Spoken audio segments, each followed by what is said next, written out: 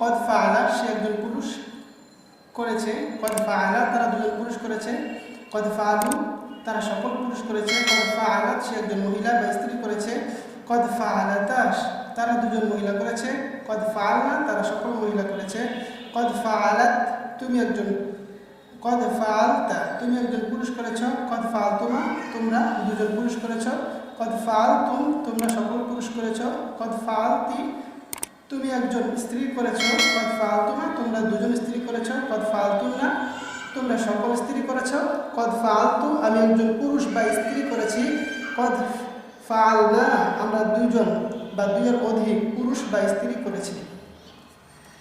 তাহলে আমরা আজকের মতো এখানেই শেষ করছি।